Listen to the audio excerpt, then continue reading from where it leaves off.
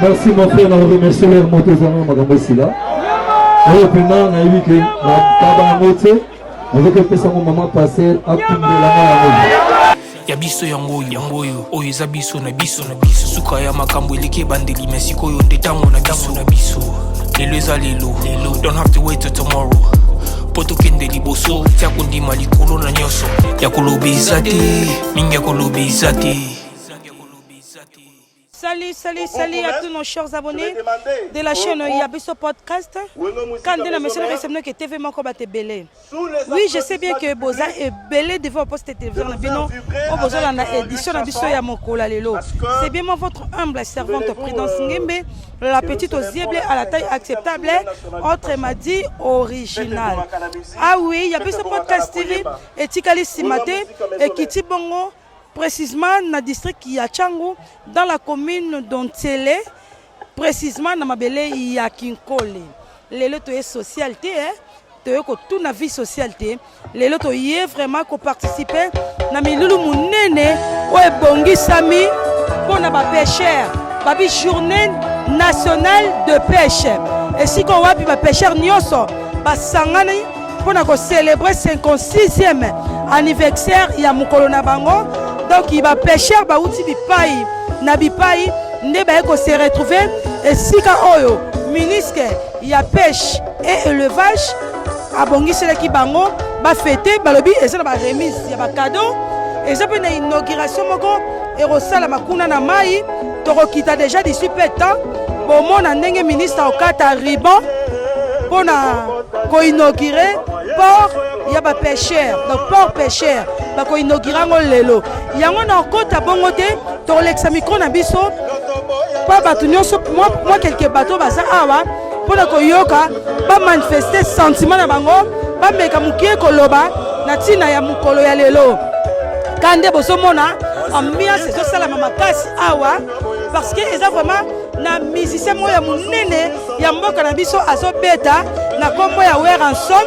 Je crois bien sûr derrière moi déjà ambiance à gogo donc bazo balancer déjà ba musique na bango donc ambiance vraiment eza total pour na ba pêcheur ba parti politique pe eza wana etikali simate toyoka avis ya moko sima na mususu par rapport ya mokolo ya ba pêcheur donc mokolo lelo bazo fêter 56e anniversaire na bango.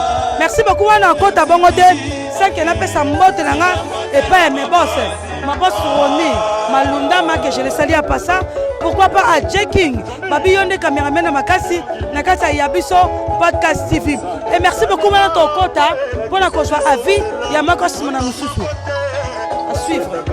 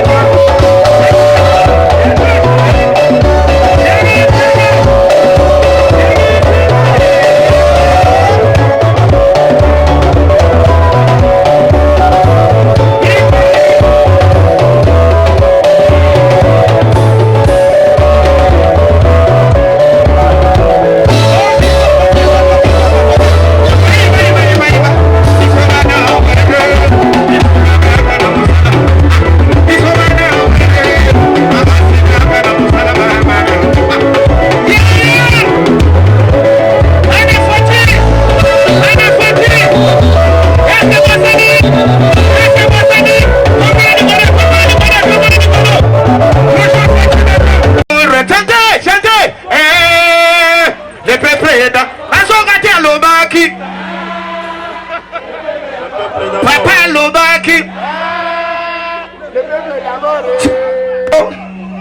Mabongo pona bino kwa. Mabongo pona bino.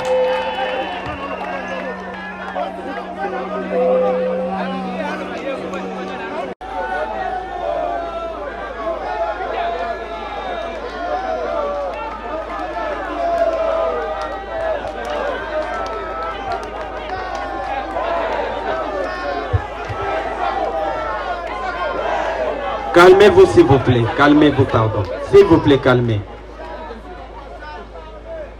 Excellence, Monsieur le ministre de la Pêche et Élevage, Son Excellence, Monsieur le gouverneur de la ville-province de Kinshasa, Messieurs les conseillers du chef de l'État en matière de la pêche, honorables députés nationaux provinciaux de Kinshasa, Monsieur le Président de la Fédération de pêche de Kinshasa, distingués invités, tous pris à vos titres et qualités respectifs, Mesdames et Messieurs les pêcheurs, Mesdames, Mesdemoiselles et Messieurs, permettez-moi de prime abord de m'acquitter des nobles et agréables devoirs, celui de vous saluer très chaleureusement au nom de toute la population de la commune urbano-rurale de Lansele, ma juridiction est au mieux propre, et de vous souhaiter la bienvenue en ce lieu choisi aujourd'hui à l'occasion de la Journée internationale du poisson,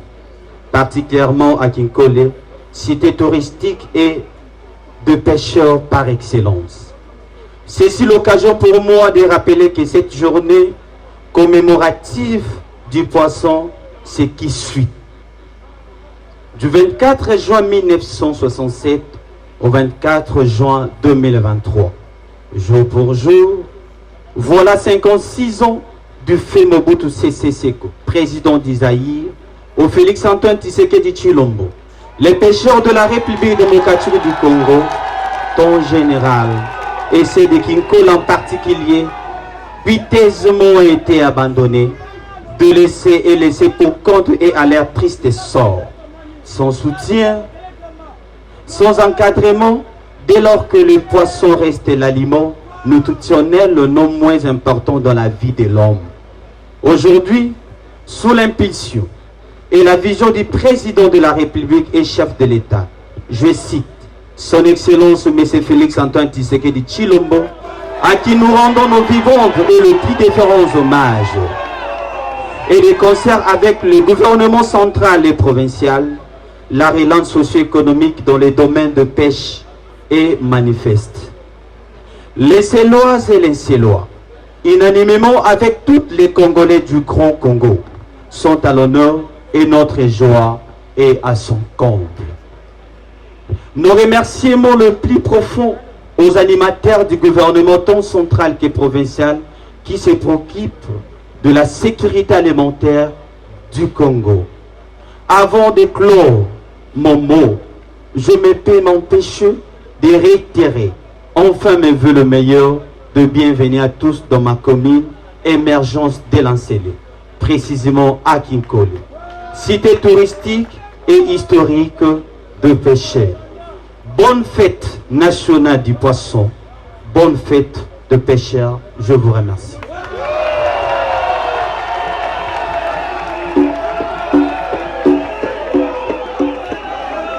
Tobetela bourgmestre Maboko Makasi, Maboko Makasi.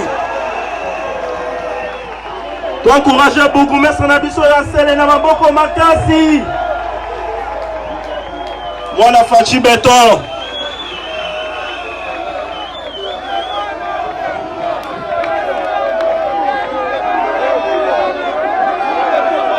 Après le bourgmestre, nous invitons à présent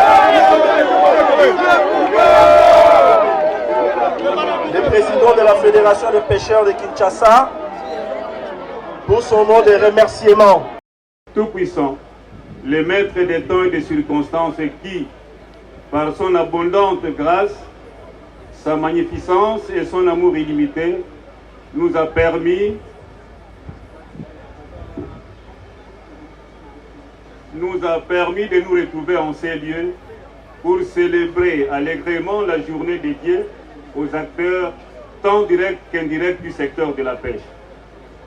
Par cette conjoncture favorable qui m'est offerte, je me permets de m'acquitter d'un noble devoir, celui de remercier et rendre hommage les plus déférents à son Excellence M. Antoine Félix Tshilombo, président de la République, chef de l'État, timonier de la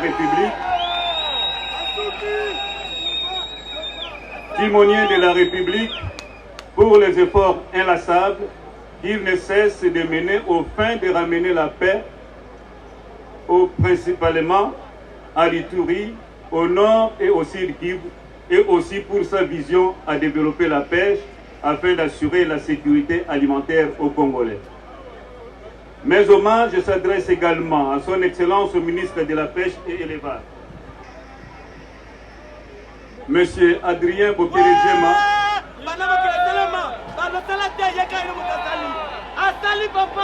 qui a compris que l'augmentation de la productivité est intimement liée à l'acquisition d'intrants et matériel de pêche adéquats. C'est pourquoi, matérialisant la vision du chef de l'État, il ne ménage aucun effort et se bat à tue-tête pour donner aux pêcheurs de la République du Congo en général et ceux de la ville de Kinshasa en particulier des outils de production nécessaires en vue de produire conséquemment pour nourrir les populations congolaises. Que son Excellence, Monsieur le ministre de la Pêche et l'Élevage, daigne trouver ici l'expression renouvelée de notre profonde gratitude. Il s'y est signalé aussi à l'opinion qui nous suit en ce moment que les appuis en intrants et matériel de pêche que les pêcheurs ont bénéficié sous votre mandature à la tête de ce ministère correspondent à près de 3 décennies d'appui en intrants cumulés de régimes antérieurs. Dans ce contexte, il s'avérait utopique d'envisager un quelconque développement de la pêche dans notre pays. Souvent, ces appuis se réduisaient aux éternelles remises symboliques qui avaient pris dans le choc des autorités de l'époque. À l'époque, la manifestation aussitôt terminée, la promesse était jetée dans l'abîme de l'oubliette comme le sel dans l'eau du fleuve. Excellence, Monsieur le ministre, votre passage à la tête du ministère restera à jamais gravé dans la mémoire collective des pêcheurs de la ville de Kinshasa.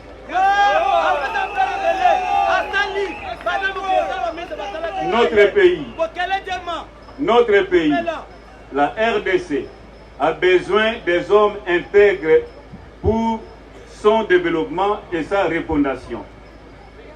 Excellent, distingués invités, pour votre gouvernement, l'occasion faisant les larrons, il me revient de saisir l'opportunité qui m'est offerte pour présenter la statistique de production des sites de pêche de la ville de Kinshasa fédérée, bénéficiaire des appuis de ces 2 dernières années sous votre mandature à la tête du ministère de la Pêche et l'Élevage. Bonjour. Bonjour madame. Kombo Ben Punga. Ben Punga. Tout le monde a mabela qui nkole na habité peka pêcheur to aux hommes de parti politique mo son le pas. Té naza pêcheur té mais to yende ko soutenir ba pêcheur ba oyo ba yanoli na appel ya ministre ya pêche et élevage. Nazande na yena baninga nanga ya association na biso TDF, c'est-à-dire tous derrière Fachi. Bazana simananga wana so ko mona bango. OK, bango nde na yena bango to yeko tali s'appelle longi ya président fondateur na biso Mike Toanga. OK. À part ça, na sepeli nde ko ya ko mona mambuzo salema awa. Soki na mboka tozomona makambo ezo ya évolution ezali, c'est-à-dire que eloko espérer ya kolika pe ezali. Donc nde yango wana. Neti siko na makambo nyonso oyo ezoleka kaka na esika, na bite ni nango vraiment oyo ozo retenir. la journée où on soutenir les pêcheurs. Ok, la journée où on a soutenir les pêcheurs, on a retenir que la 56e célébration, il y a journée du poisson congolais. C'est-à-dire, na Congo, tous à la peine à Bambisi. Tous à la peine à Bambisi et belé. Bana Congo, ba la ranzala, ba éviter que bazali na oya bango ba poisson, ba kokolia, oya ko sala ke ba recourir kana ba poisson ya ba pays mususu te. To na ngope na Congo ah. Yango wana to lingi to talisa ba congolais que ba ozala kana posa ya balia ba poisson Bambisi oya uche pa baninga te, ba kokolia pe oya biso ya Congo. Na yango wana to ko talisa bango ke mouvement ezali déjà nous sommes en marche pour que tout bando produire yabiso na ministre de pêche et élevage makambo bien ezoya na retenir vraiment que to ende ko lancer initiative oyo ya ko bando produire yabiso bambisi ya kolesa bana Congo parce que kalate awa ba ko inaugurer port de pêche yansele wana président de la République yemoko Fachi Beton ozala. OK, tant ndenge ba ko inaugurer port de pêcheur na ebité. Est-ce que ça na moi li loboko lo ba ou ça tu mon conseil moko pesa sur ça? OK.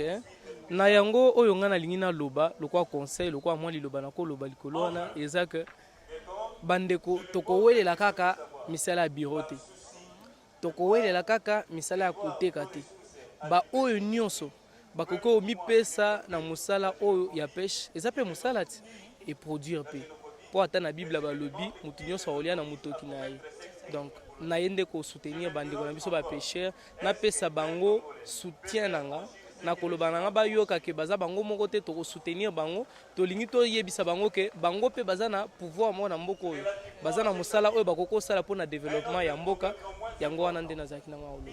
OK, merci beaucoup.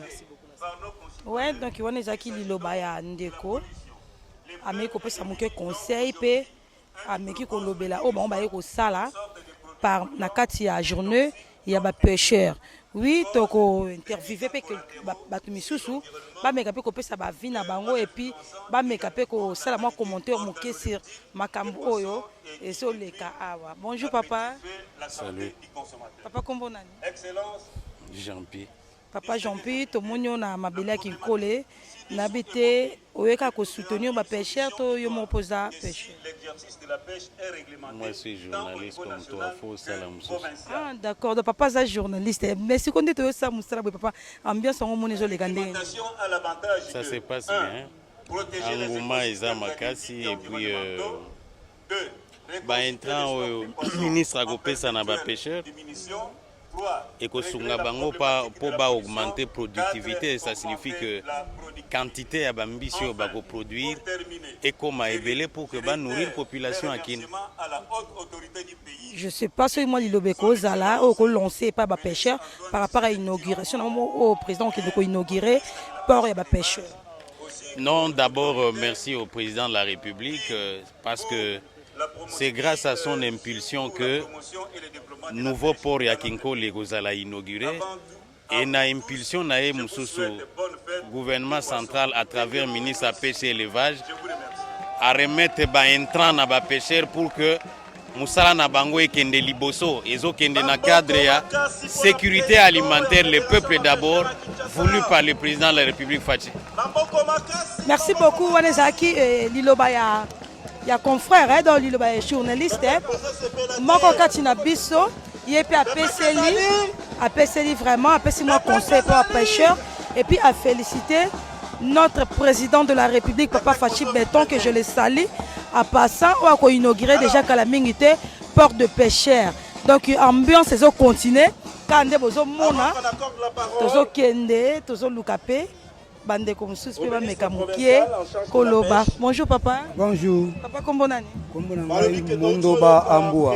Papa Mingoba to monyo na katsa kinkole to ebite yo posa pêcheur to yeka ko soutenir ba pêcheur. Oui, naza penza bien confirmé naza pêcheur ya Maluku.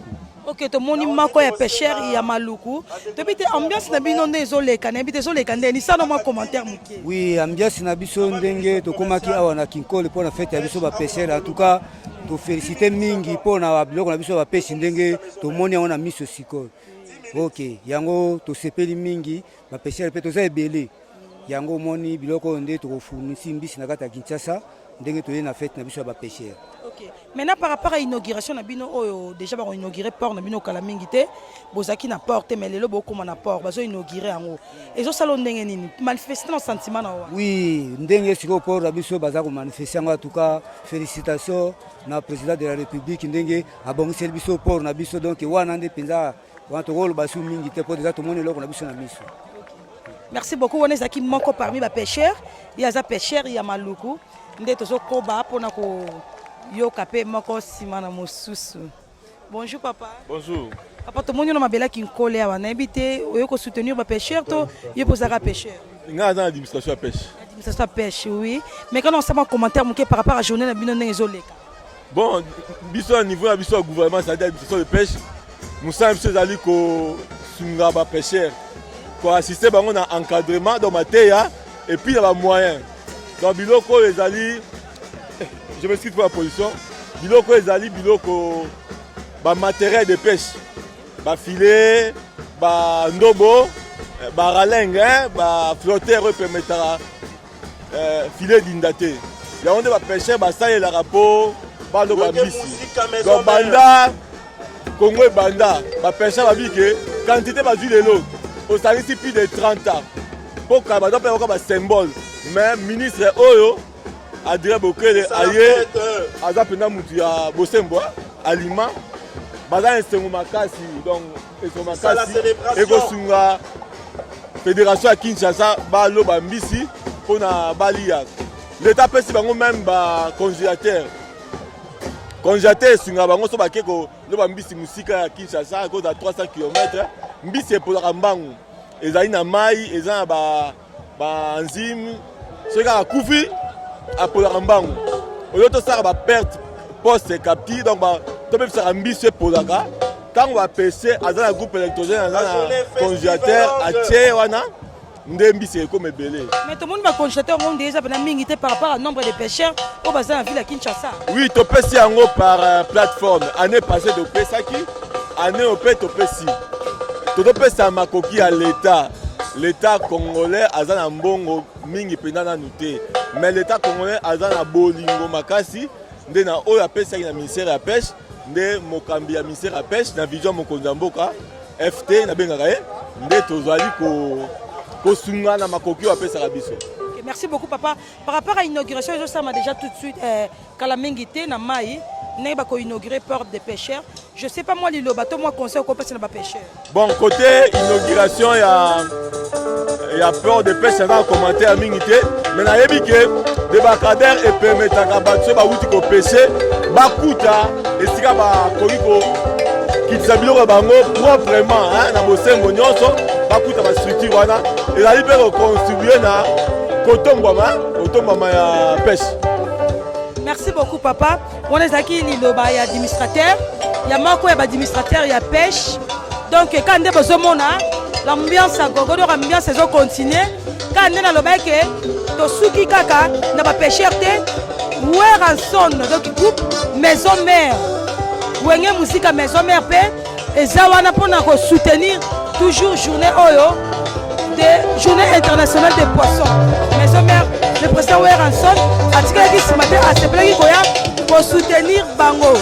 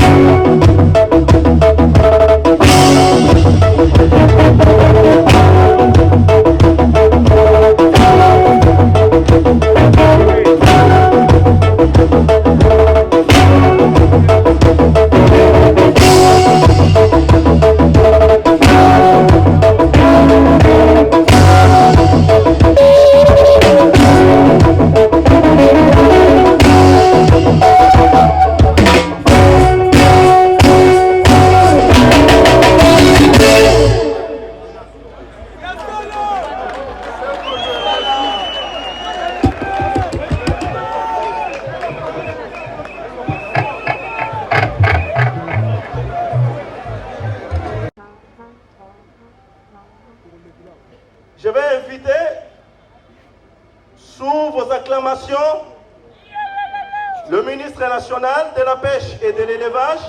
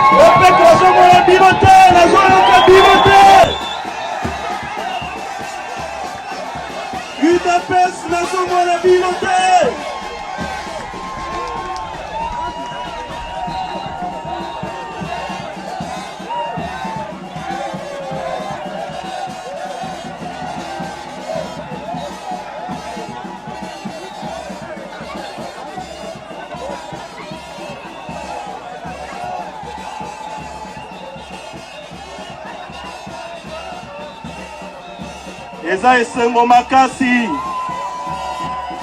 milulu ebongaka nde boye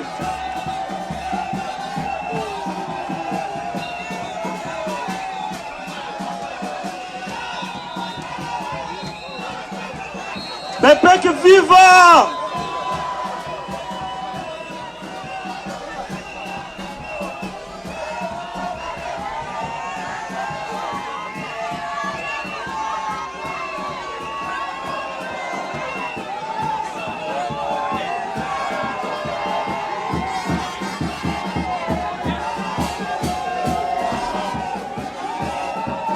UDPS viva! Bepek viva! Oyo eza likama mabele. Oboyi Fachi Beton na ba ministre na ye osali mokili na yo.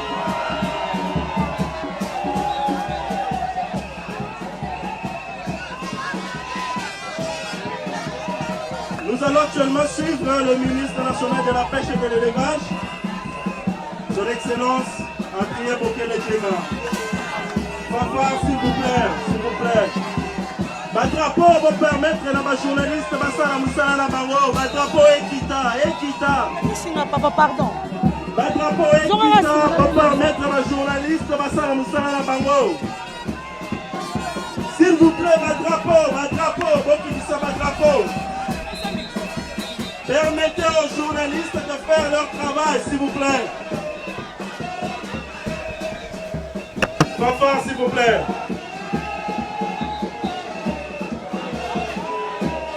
Merci.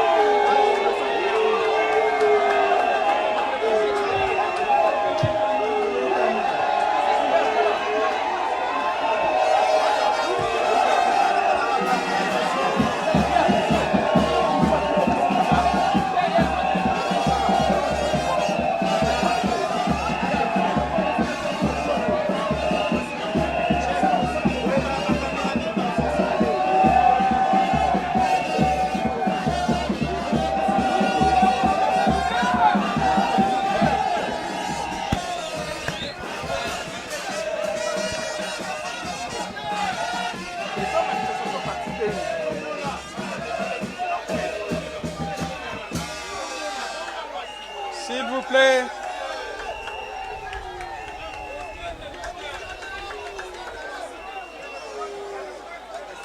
Un mot.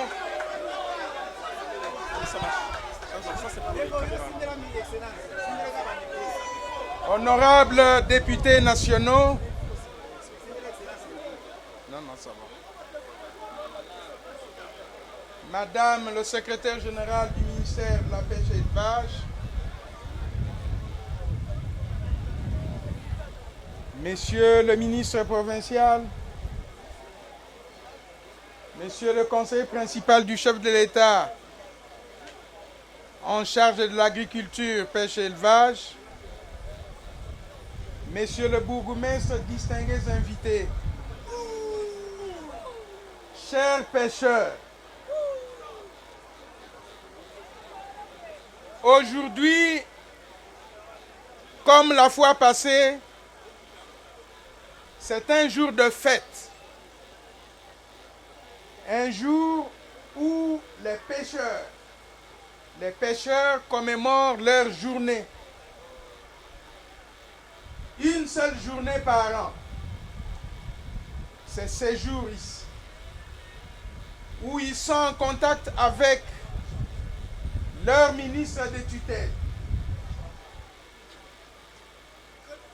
J'ai commencé depuis 48 heures à parler de cette journée, mais en français. Comme je le fais toujours, je préfère toujours que pendant cette journée, quand je suis face aux pêcheurs, que je m'exprime en lingala.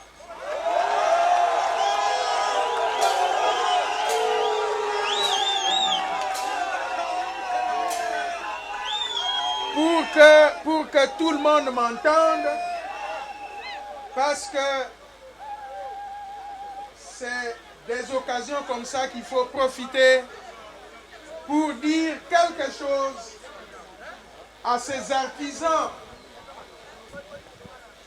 qui travaillent jour et nuit pour nous faire nourrir.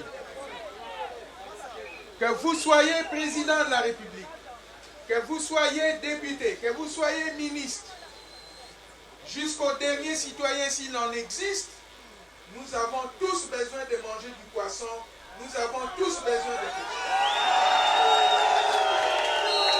C'est la raison pour laquelle je voudrais en profiter pour leur parler. Banama Ibozawana.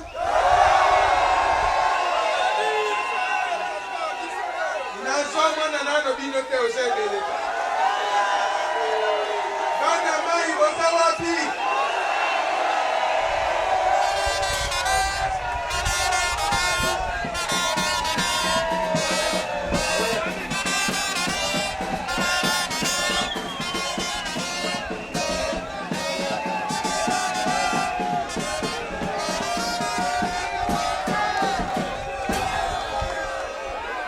Ya solo journée ya lelo eza journée na bino.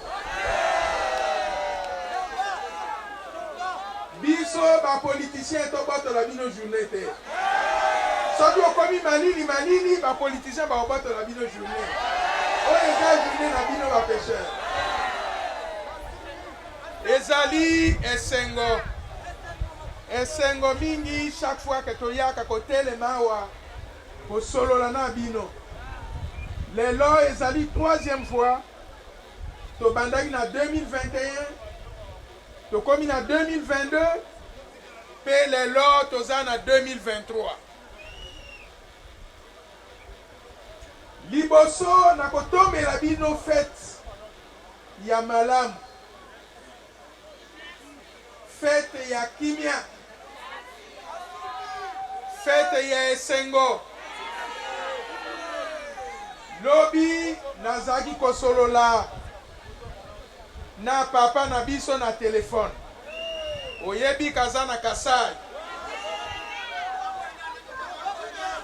Ayebisi ngai alobi yebisa bana nanga ba pêcheur ke nazali na bango, ke nalingaka bango, ke kala mingi te na kokomela bango pe ngana bango ekozala faire à faire tokosola.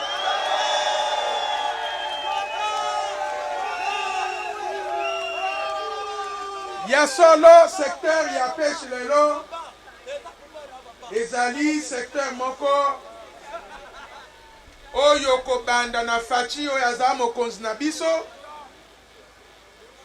ti na biso na gouvernement oyo totie ya solo maboko soki otali depuis que tozwa indépendance ti lelo otali gouvernement nani mokonzi nani président nani oyo alingaka azala pene na bapêcheur oyo alingaka kosalisa bapêcheur oyo alingaka kozala na pêcheur nakanisi soki totali comparaison ya kosala eza te ngai namona te que président de la république aye avandi abengi bapêcheur bango mpe bavandi kotuna bango tosala ndenge nini mpo tobongisa secteur oyo tomona kaka oyo ya président oyo ya lelo nde tozomona esengeli ya solo toyeba na secteur oyo ya pêche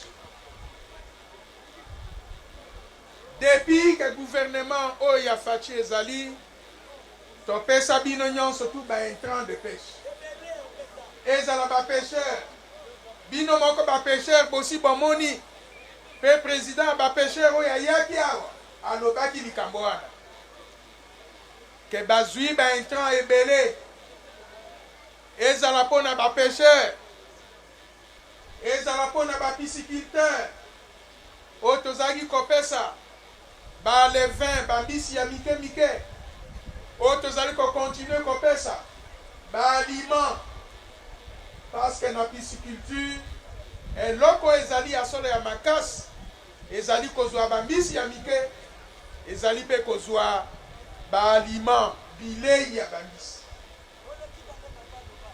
biloko wana gouvernement ezali kopesa biloko wana gouvernement ezali kosunga bapisciculteur na bapêcheur pour que production ekende liboso pour que bapêcheur bayeba mpe population emona tozala lokola mpe tokendeke na bamboka mosusu mpo moto ali ambisi eza problème ya makasi te mpo bambisi ezali ebele parce que moyen eza wana moto yake koloba azonga na bambisi na ye mpe moto yatikali na mboka ayeba ya solo kosomba bambisi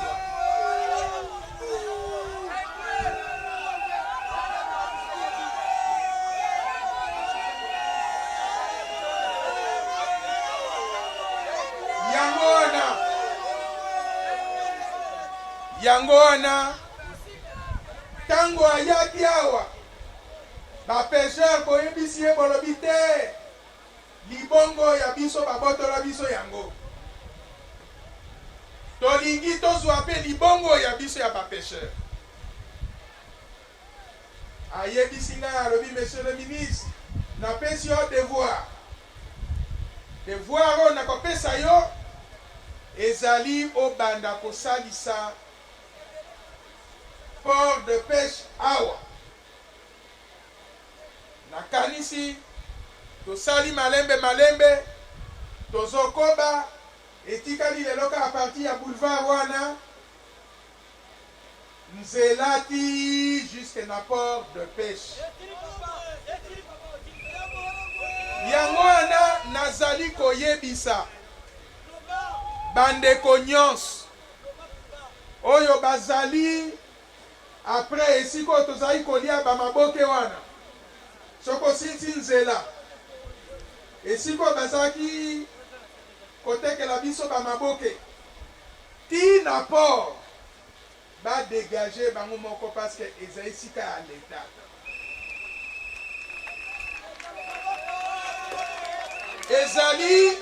ezali esika oyo tolingi sikoyo kosalisa misala nzela ti oyo ekomema bato na port de pêche eza esika oyo tokobongisa pour ke bamama oyo batekaka mpe maboke tala ndenge tozolia maboke na salite wana eza malamu te esengeli kobongisa mpe wana ti kuna pour que tango ovandi ozoteka maboke na yo mama soki bapermettre koteka wana ezala esika oyo ezali ya propreté ezala esika ya malamu ezala esika oyo mpe bato bakotala balobi ya solo moto auti na ye poto moto auti na ye na afrique nazokende kinkole akoma wana amona mpe akoki kolia liboke na ye na esika moko ya malamu na esika moko ya propre.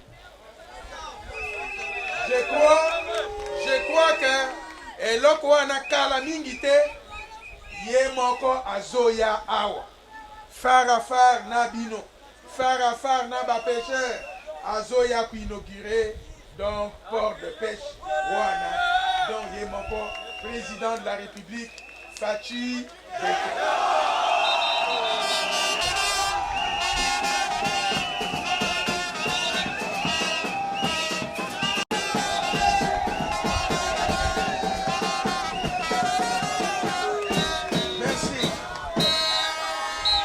asuki mpe wana te ayebisi ngai alobi monsieur le ministre il faut production ezala makasi production ya bambisi mpo ezala makasi esengeli toluka mpe babateau de pêche bato ebele ntango bazoyebisa bango ke mboka na biso ekozwa bateau de pêche bazotia tembe kasi bakomona mpe kala mingi te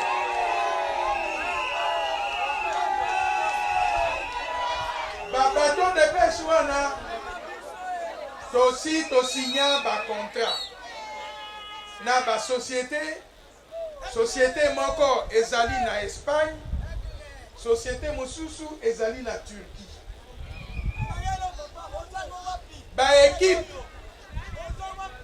baekipe moko ya ministère euti kozonga na bamboka wana babato ezosalama parce que bato okoki kokende kosomba bato lokola tokende kosomba benye te ezalaka te ke otie bato kuna ozoteka te bateka ndenge wana te ezali okomande osisi kokomande surtout biso epa fabricant wana bandi sikoyo kotonga ekotonga wana nde ezosalama bato bakendeki bakolaborateur oyo bakendeki bayebisi ngai ke babato wana sikoyo ekomi à 40%. Donc il y a construction. Ce qui fait que kala mingi te nga moko pe na okende kuna. Tango na okende kuna na okende na ekipe oyo ekolakisa. Po tango tokozonga wa tokolakisa ndenge babato wana bato ya solo ke ya solo bazo sala yango ke ya solo bazo fabriquer yango eza eloko ya lokuta te na sepelaki mingi président ya bapêcheur alekaki awa alobaki ke liboso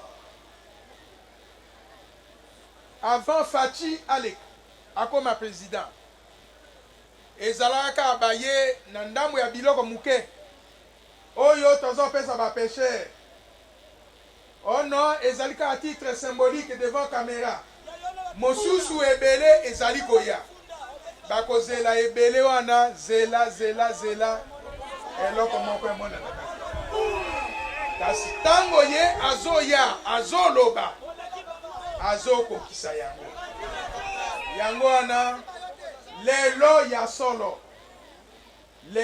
solo ezali fête na bino ezali fête ya bapêcheur esengeli bapêcheur mpe basepela esengeli bapêcheur mpe bayebake na mokili oyo ya biso oyo baza mpe na place munene kati na mboka oyo mpe lelo soki bakangi maboko na bango tokufi nzala tomoni passe yango wana tolingaka totindika bango liboso bayebaka mosala bazosala eza mosala moko ya munene mosala moko ya malamu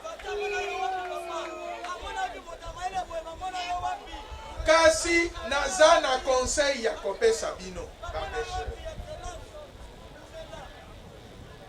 conseil oyo nakopesa na bapêcheur ezali ozopepa na bafile ya mabe banda lelo oyo akendeke na mai amemi bamoustikaire atika système wana ya bamoustikaire parce que système ya moustiquaire ndo ezobebisela biso mosala ata kombisa za ya mukie ozwi ye ata kombisi euti kobotama kaka lobilobi ozwi yango na moustiquaire oyo wana tozobebisa avenir ya biso moko avenir ya bana na biso avenir ya bakoko na biso tozobebisa yango na kozwaka bambisi ya mike mike wana ezali ya liboso oyo ya mibale ezali bisika oyo babengaka bazone na français bazone ya frayeur zone ya frayeur ezali esika soki okei okomona ntango mosusu bamatiti matiti na mai ntango mosusu banzete eza ebele zone ya frayeur nde wana esika oyo mbisi ebotaka ekendeke kobota eboti bamaki eboti bambisi esika wana banda époque coloniale ti lelo bapepaka te parce que ezali esika moko oyo soki bambisi wana ekomi minene ebimi wana ebandisi ko kotambola te ere wana nde tozali kozwa bambisi wana alors ekoma lelo okomona moto ono esika wana ezala bambisi mingi tokende koloba wana or eza esika oyo selon la loi selon le règlement bapepaka te soki biso tobongisi te bato mosusu bakoya kobongisa te yango wana nazali kopesa bino conseil soki ozali kosala yango totika yango totika kopepa na bazone de frayeur totika ya solo kosala buzoba na kopepa na bamoustiquaire oyo bapesaka biso a partir ya bazone de santé oyo wana ezali mabe lelo ndenge nalobaki ezali journée ya discours te ezali journée ya bato basepela ezali journée ya bato bamela ezali journée ya bato balia nayoki ke maboke ya mbisi eza ebele awa donc oyo journée oyo ya solo ya bapêcheur kasi nalingi ke bapêcheur olakisa biso ke journée oyo ya lelo ezali te journée merci mingi nasuki wana bana mai tokutani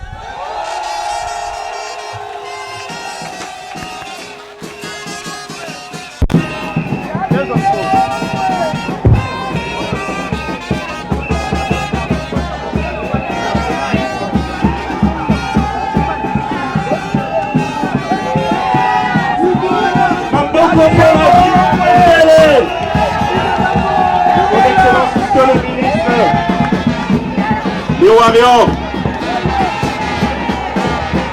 le Warrior,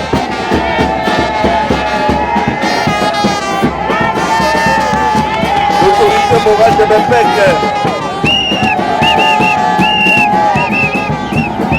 tosengi na bastructure nyonso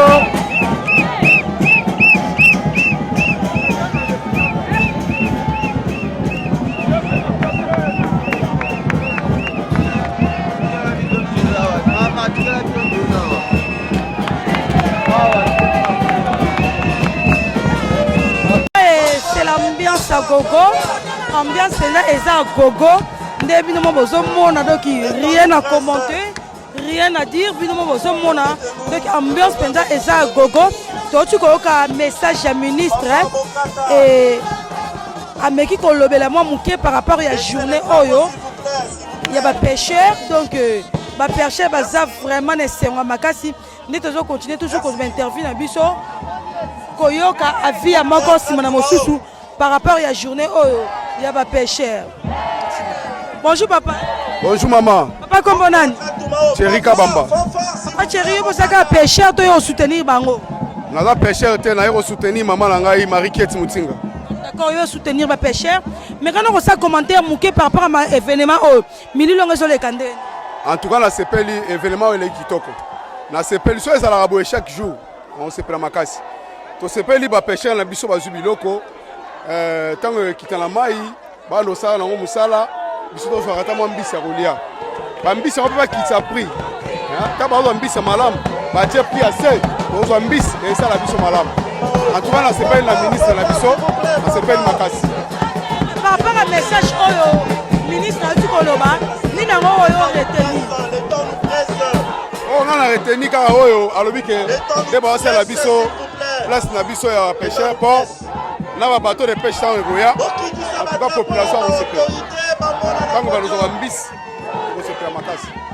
Merci. Merci beaucoup et bino bozo mona kaka wana ça maloba ya bandeko nde bazo loba donc baza vraiment na esengo ya makasi par rapport à la journée lelo ya ba pêcheur donc ambiance peza et ça à gogo. Bonjour papa. Bonjour madame. Papa comment nani?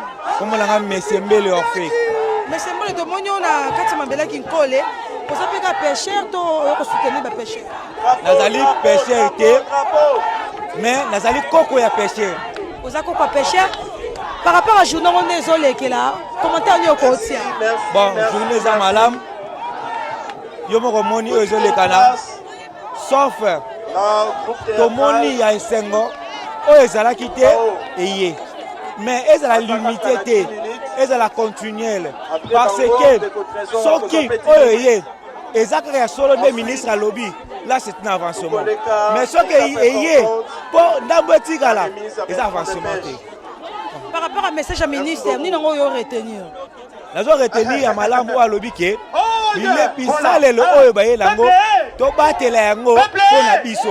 Non que et pour bango baye lango et pour pas le individu moko boy. Parce que la kata mboka oyo il y a le plupart que bayo sala makamna ndenge la bango balingeli. Vous comprenez? Ngoto limite ça la na moto et pour la partie politique et ça pour la individu moko et ça pour la communauté comme il y a pour la télé et ça pour la communauté démocratique. C'est ça c'est ça la biso voilà. Donc merci beaucoup merci quelle direction? On prend cette direction. On prend celle-ci où celle-ci? Quand les besoins mon donc ambiance penza et ça ma casse. Ambiance c'est ça vraiment à gogo. Comme il y a moment où ba pêcheur dans l'équipe ça moi scénario. Donc ba meka pe ko ça plaisir. Et pas bande ko bazolanda bango. C'est comment là avec tous ces collègues? Maintenant on nous a ri. On nous a vu. On nous a vu. Mais avant encore. On nous a repayé. On nous a repéré. Namana Tawuti wapi? Tawuti pêche. Nous venons de là. Pêche. Est-ce que va pêcher à Bazawa? Est-ce que va pêcher à Bazali? Ah. Kitoko, yoka bien. Nous venons de là. De la pêche. Et qu'est-ce qu'on a attrapé? On a attrapé le poisson. Le poisson. Donc aujourd'hui nous allons manger le poisson. C'est suspendu au monde. Aïe aïe aïe. Donc on prend quelle direction? Je dis, est-ce que c'est vraiment... Non, non, non. Est-ce que tu sais, il est interdit de faire la chasse. Donc la pêche, est-ce que tu sais? Est-ce que c'est interdit de faire la pêche? Oui. Non, non, non. Qui est interdit de faire la pêche? L'État a fait qu'ici Costa la pêche. Hey! Il est bien goûté. Mais c'est qui joue de tout ça la pêche? Ce qui te coûte ni na soda moko awa. Balobi di, nini zana saki wana yo koloba nini? La royaume ce poisson. Hey! On va nous arrêter. Mais c'est quoi la koloba nini? Donc on a obligé à coco ça y est. Mais mentir c'est le péché. Non, mentir oui, c'est un péché. Mais biloko mosusu et seigneur ni coco ça. Attends la Bible soko tale yali. Ah le rôle à Brahma kosanga sarande gonaye. Voilà. Pour sauver sa peau. C'est-à-dire si tu te croises avec un policier, il lui demande qu'est-ce qu'il y a dans ce sac. Tu vas lui dire que c'est qui? Jimakala. Mais il n'y a que toi et moi qui savons que c'est le poisson. Est-ce que tu as entendu? J'ai entendu. Tu as entendu? Ouais. Imagine que je suis un policier. Donc, toi, policier. Je viens directement ici. Ah, viens. Et toi? Qu'est-ce qu'il y a dans ce sac? C'est le poisson. Oh, on va nous arrêter. Dis, non, mon nom.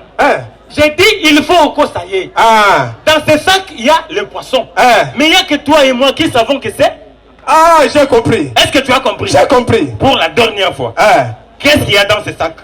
C'est Jimakala. Jimakala. Et il n'y a que moi et toi qui savons que c'est le poisson. Le poisson. Bon, j'ai compris. On prend quelle direction? Là. Celle ici ou celle-là? Celle ici. Celle-là? Non, celle ici. Bon, on va faire maintenant le figo. Le figo. Ah, ok, c'est bon. On peut le faire? Ok. Allons-y. Figo. Faut qu'on m'allait bien.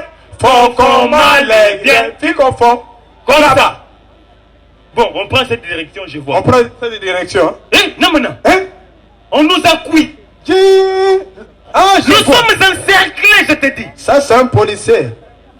Et un policier compliqué, tu vois un peu sa façon, hein? Non. Tu vois devant les policiers, il ne faut jamais avoir peur. Peur, hein? Oui. Donc devant un policier, il faut avoir ce qu'on appelle le sang-froid. Mais le sang-froid, c'est la corruption. Non. Devant un policier, il faut avoir un bien de sang-froid. Je ne parle pas de sang-froid. Mais plutôt, je parle d'avoir le sang-froid. Ah, le sang-froid. Sans Kobanga. Quand tu as le sang-froid, là, tu prends les 5 et tu vas passer. Toi, tu es malade, je sais. Non. Tu passes capiette. Ah, donc je passe, hein? Oui. Donc là, prends le devant.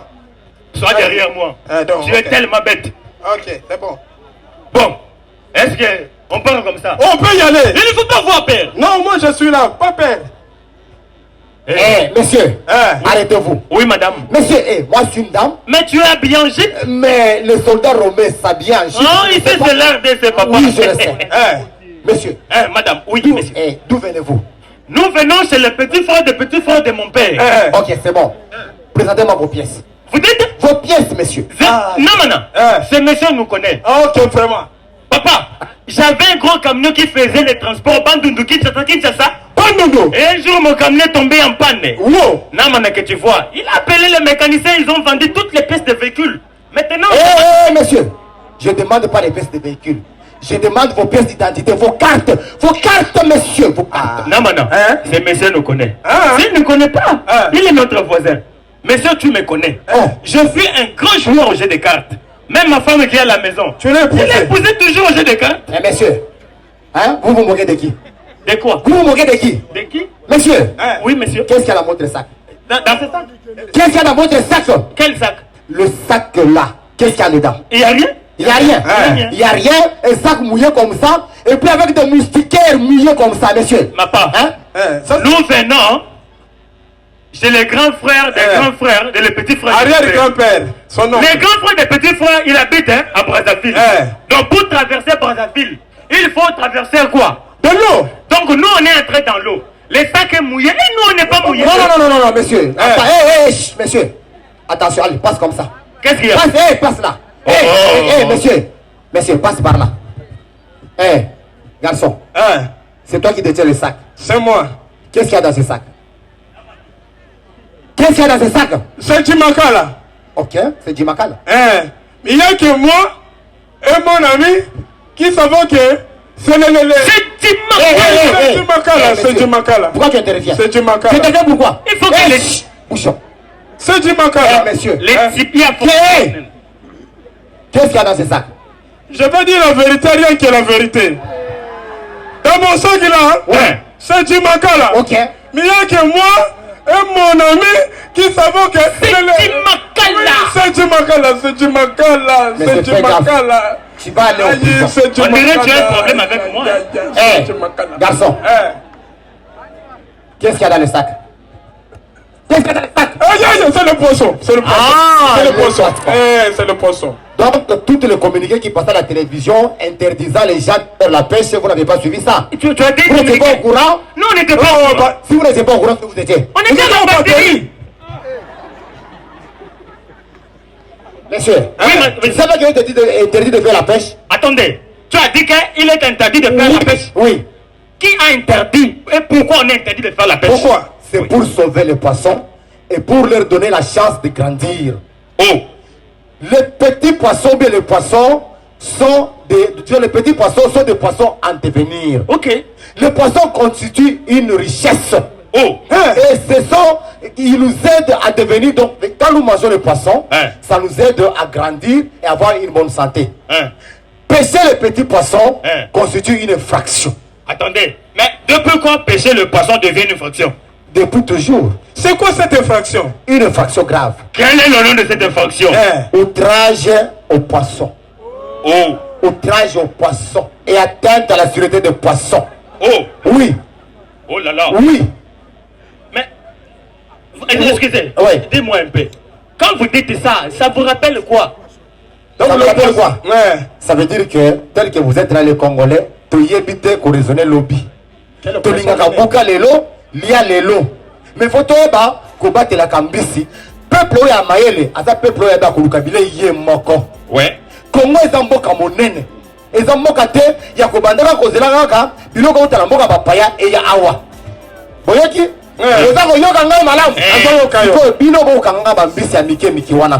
petits poissons, hein?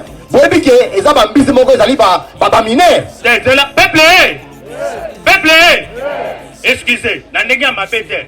Tant qu'on lia Kamponde, est-ce que ça a moqué toi mon aile? Est-ce que ça a moqué toi mon aile? Papa bambiso mona kamike wana bambiso poto kende liboso tia kondi malikuro na nyoso pomo sika to witi nini teto moni na nyoso to sali me kondi me kuli forever grateful I'm counting my blessing my way to begin kozele kimingi ikolo na seko likaba ute bande bisito benga mabalongi always give thanks for the life I'm living the coming is like I'm watching a movie.